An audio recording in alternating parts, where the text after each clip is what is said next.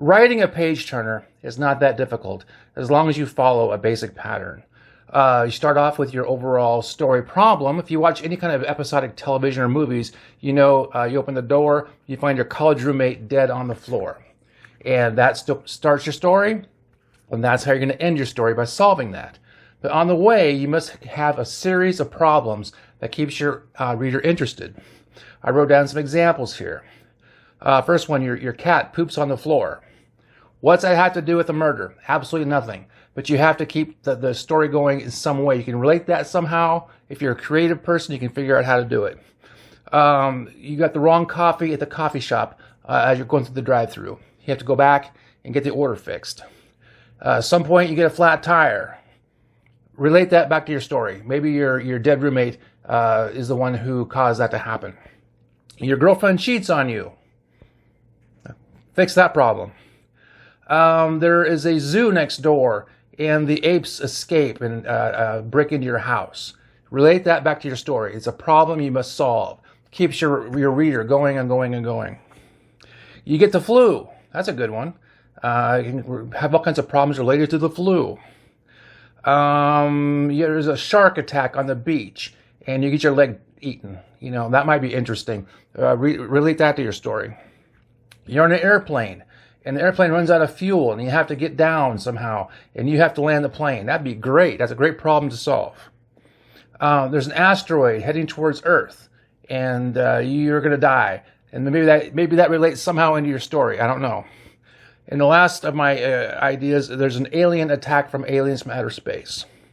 And by the end, you're going to solve the problem with a college roommate who you found dead. Now, I don't claim to be an expert on this, but I'm a prolific writer. I got like 20 of these. This is just part of what I've done. And I have lots of stuff online. And on this particular YouTube page, I have like 30 different fan fiction stories from Star Trek I've written and performed on here. And I'm going to use one of them as an example. So stay with this and check out the next video. For the fan club. Captain's log 2322.6. The Enterprise is in orbit around the M-class planet Vallon 7 on a routine visit to bring supplies to a Federation University science station on the outskirts of the Orion Nebula. As part of the mission, some members of the Enterprise science and medical crew beam down to aid the staff and learn from the studies being conducted on campus. The visit is scheduled to take 5 days. Scotty's communicator beeped, letting him know he had an incoming call. He flipped open the transceiver antenna and said, "This is Scott." "Hello, Mr. Scott," a voice called over the communicator. "This is Transporter Tech Wilson. We were wondering when you were going to transport the next away team." Scotty was taken aback, as he had just transported his last crew for the day a half hour ago. "We don't have another crew scheduled to transport until tomorrow. I believe you are scheduled to send back a crew tonight around 11. "That is correct. We have 6 crew scheduled for 11, but the crew scheduled to transport to the planet at noon has not arrived." A shot of heat rushed across Scott's back as a panic attack hit him like a truck. "What do you mean they didn't arrive? I transported them myself." "I've been waiting to greet them, and they have not transported. I don't know what to tell you," the tech replied. "I'll get back to you," Scotty said, as he stumbled out of the room and into the hall on his way to the transporter room. Once inside, he took his station behind the console and brought up the coordinates for the noon transport. To his horror, the coordinates read 600 miles above the planet's surface, and realized he sent 5 crew members to their deaths, including Ensign Sulu. Scott's stomach twisted and sunk as sweat poured from his face and hands. Pressing the buttons on the console was difficult, as his fingers slid off the buttons. "What the hell?" he said under his breath, looking up to the transporter pad. Captain Kirk, Spock, and 3 computer technicians were summoned to the transporter room. Scott sat on the transporter pad step, with his head buried in his hands, in distress, running the last mission in his head over and over. "Scotty, what happened?" Kirk asked. "I don't know," Scotty replied. I've used the transporter 100 times and never had a problem. There are safeguards built in so this cannot happen. Spock spoke up. The engineer is correct. The transporter cannot transfer into deep space. The defaults will not allow it. I know, but I checked the settings, and that is exactly what happened. I didn't change any of the settings. At least I don't think I did. I just verified the coordinates provided by the station. I believe you, Scotty, Kirk said, trying to reassure Scott. But we need to find out what happened. Is there any way an outside source could have got into the transporter and changed the code? Highly unlikely, Spock said, but possible. Who would want to kill our away team? Kirk asked. Who or what? Spock asked. What do you mean, Spock? Kirk asked. There are entities in space that are more like a virus, and those I don't consider who, but what. Speculation at this point is not conducive to our investigation.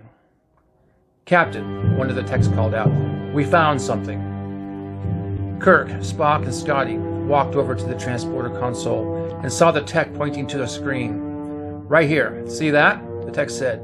At this point, there was a manual correction of the landing coordinates and an override of security.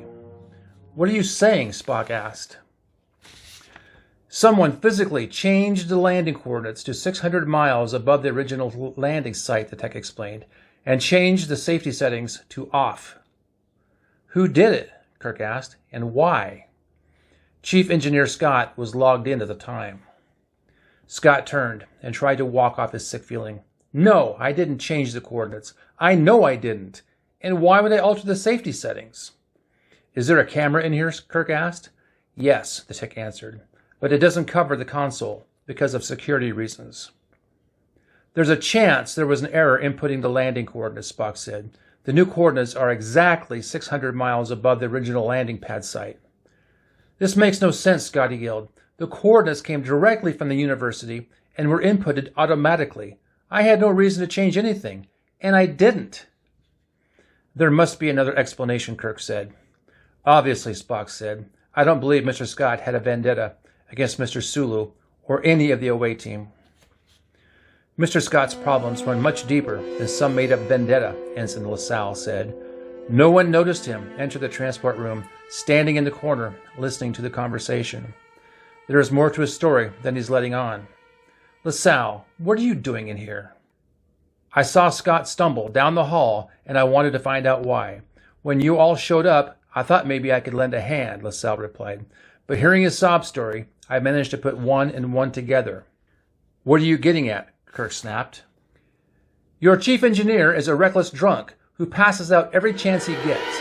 I'm not surprised he forgot he overrode the landing coordinates. He's probably drunk now. He may not have intentionally murdered the crew, but he is responsible. You know he's a raging alcoholic and have ignored his behaviors for months. I knew he enjoyed the occasional whiskey, Kirk said. Who doesn't? But I think it's a stretch to call him a raging drunk. He stinks of booze when he's on the bridge and can barely stand without holding onto the rail. Half the time I can't understand his slurred speech. You all enabled him, and now he's killed. You are as responsible as he. We can get to the bottom of this very quickly. Call Dr. McCoy and administer a blood alcohol test. I don't think we'll be conducting a blood alcohol test anytime soon, Kirk replied, and I don't like you accusing me of covering for Scott's alleged drinking problem. Maybe you're responsible for the crew's death. What do you mean? LaSalle asked, nervously. Kirk pulled his phaser, set it to kill, and aimed it at LaSalle. I think what happened was you logged in under Scott's name and intentionally sent the way crew into deep space to die. I can't log in as Scott. You know that, LaSalle said, and I have no motive to kill anyone. Where there's a will, there's a way, Kirk replied. There are cameras recording everything you do, LaSalle said, looking around the room. I have excellent techs who are committed to me, Kirk replied, and shot LaSalle dead where he stood. He was transported into deep space, where his body would never be found. And right here is Mr. Scott. Mr. Scott would like for you to like and subscribe and ring the dingy bell if you want to see more of these, because I got more planned. I got another one written and ready to go. It's my Star Trek fan fiction. I'm up to about 12 of them by now. I got them all on a playlist, and you can watch them all. So I do appreciate you guys coming by, and enjoy.